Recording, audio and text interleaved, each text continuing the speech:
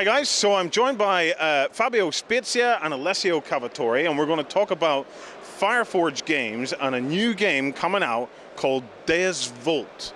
Alessio, you're the mind behind the game.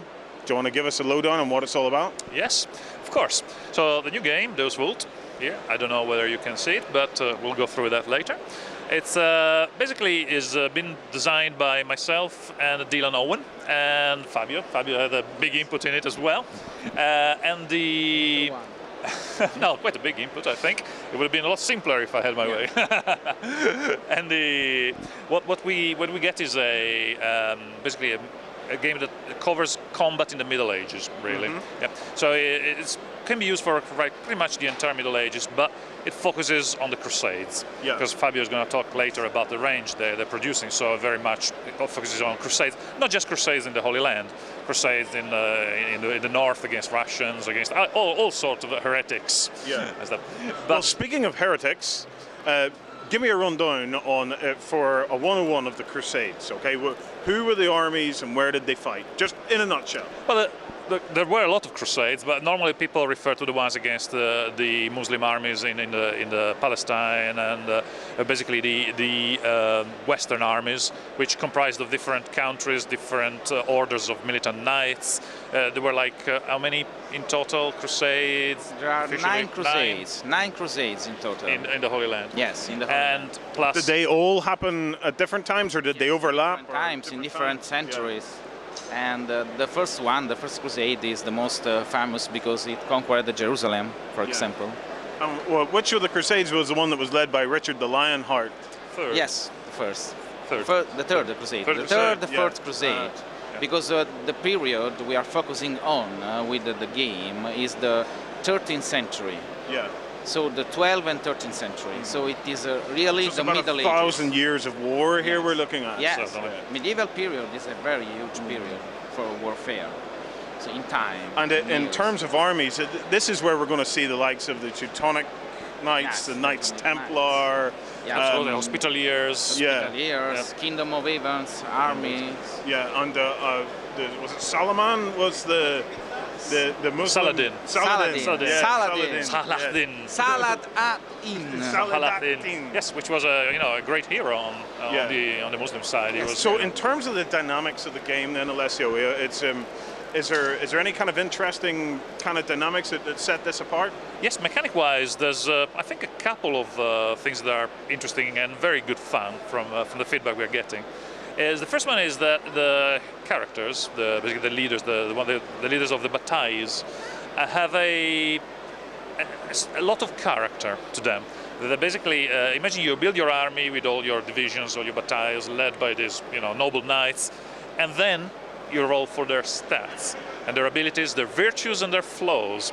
So you get very characterful generals and sub-leaders, sub-commanders. So you can have like, very feisty young guy, which is good at, chopping people's heads off in combat and in duels, because they still don't fight against units. They fight one-on-one in single-hand combat.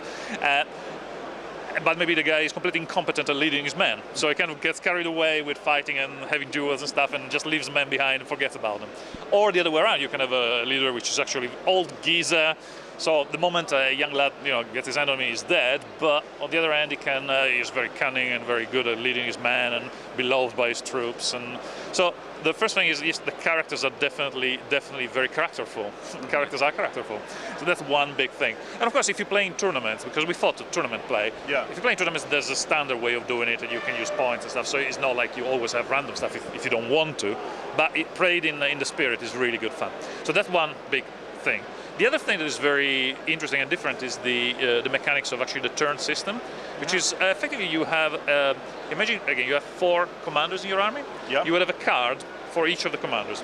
At the beginning of the turn, both players will decide in which order the commanders are going to activate. So you think, I want that guy on the left flank to go first, then I want maybe my rear guard to be activated, and then I want this guy in the center, and then the left flank, the guy that is in charge of the left flank. So you kind of stack them in the order you want them to activate, and the opponent will do the same. Then you roll for initiative, and the guy with initiative, basically you reveal my card and his card at the same time. So you go, aha, left flank, or that guy. And he goes, oh, right, this other guy on his flank. and the guy with initiative decides which one activates. Ah. So in activation systems, an But alternative. depending on what my opponent's turned over, I may want to let him go first. Exactly. Yes. Yeah, exactly. And what size of games are we looking at here? How many miniatures? How big's the table? Well, it's How designed, small can it go, and how big can it go? It's designed for a 6x4 with a 6x4 in mind, and yeah, classic standard, war game kind of setting. Of course, it can go small in the sense that you could play a game with a single bataille. Obviously, you lose a bit of the interaction with the double guessing, but on the other hand, you could still have funky duels and things. So you can go as small as a couple of units of cavalry, a couple of units of infantry, and a guy and a commander. But you can also go play on a 12x8, and when we did some play testing with the Perry twins and stuff, we played on the 12x8 table with infinite number of stuff, which was good fun. 30 units per 4 sides, something like that. So the rulebook is pretty much ready. Yeah, it's a gorgeous looking thing. Now this is just a kind of like a test prototype. It'll come out as a hardback or a softback kind of book. Yes. But as you can see, like the layout and whatnot of it is absolutely stunning. So we're looking forward to seeing that. Now, how about the miniatures range to back this up, Fabio? What have you got in the works, or what way are you approaching the miniatures? Yes, we have started producing miniatures like Fireforge games with an idea of focusing on one period at the moment, and this period is going to be the Middle Ages, on which the gaming system that Alessio has written and we are working on is focused. So we'll focus on this period precisely, making a range at a time. So at the moment we are doing the Crusader range.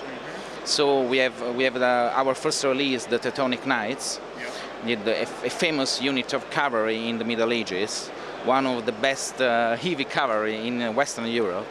And now, at Salute here, we are introducing our 2 next releases, Templars Cavalry, Templars Knights, the famous Templars Knights, and the humble, let's say in this way, mounted sergants, the common cavalry that follow the knight, following them in their charges and so on.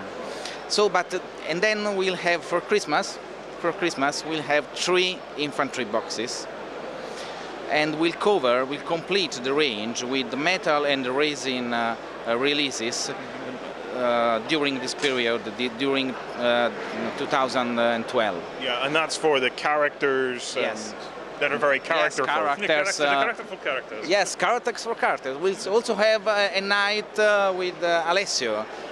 Yes, Alessio knight. That's characterful. Yes, very characterful. Astonishing. Anyway, then after this Christmas, we'll approach, let's say, a second faction. So some adversary, but it's top secret at the moment. Ooh. Okay, guys, we're going to do something a little different. We're going to do a giveaway in some of these videos. Okay. So Fabio, what are we going to give away? Yes. Our next 2 releases. So the Templars Knights Cavalry and the Mounted Sergeants. Okay, so we're going to have the couple of boxes of the new releases. Now, in order to give it away, me and Alessio is going to have an arm wrestle. Okay. Stand up, Alessio. A standing. Now, let me just give you guys the rules, okay? We're going to have an arm wrestle. In the comments below, you guys have to guess now who you think's going to win this arm wrestle. Okay? And then, of those that guess right, you're going to win, okay? And you'll find out later on what happens. So, Alessio? Foot to foot. Foot to foot, right? 3? I'm sure. Are you sure? 3, 2, 1.